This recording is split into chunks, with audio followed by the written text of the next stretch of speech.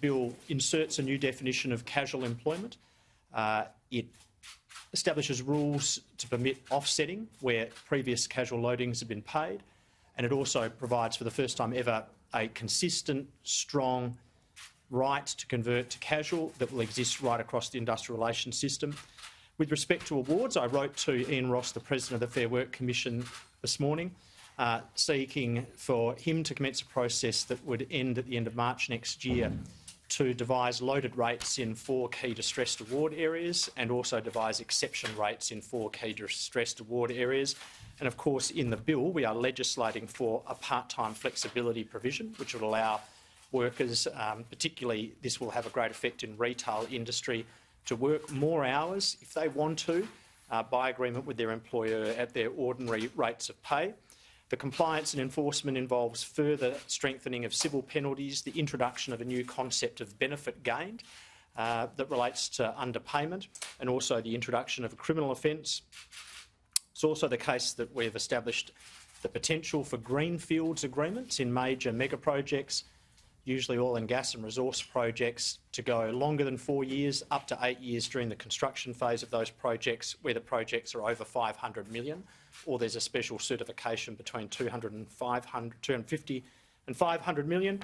And with agreements and enterprise agreements, we've made some changes. The boot test remains and its fundamentals remain. Some of the problems that have arisen where the boot test has become to be interpreted in an overly legalistic or technical way, which have made enterprise agreements very, very hard to conclude and far too easy to overturn. Those problems are being fixed. They're about placing special weight on the agreement between the parties, special weight on the fact that there will be a whole range of benefits which are non-monetary that will be accrued, but also very particularly making sure that we remove the ability for these agreements to be prevented or overturned based on hypothetical scenarios, shift patterns or work patterns that don't exist because the workers who work them aren't employed. Also, we've got a slight change to the boot test with respect to an already existing provision, which is section 189, which would allow on a temporary basis for 2 years, if the business is suffering and needs to do something and change something because of the COVID pandemic, that they'll be able to do that if the independent umpire, the Fair Work Commission, determines that's in the public interest. And of course, there is already existing agreement between the parties. So these changes cover a wide range of problems, and there is a lot in this omnibus bill.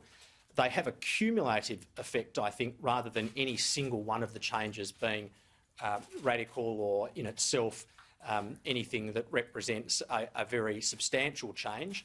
They are changes that have a cumulative effect by fixing known problems in a common sense, practical way.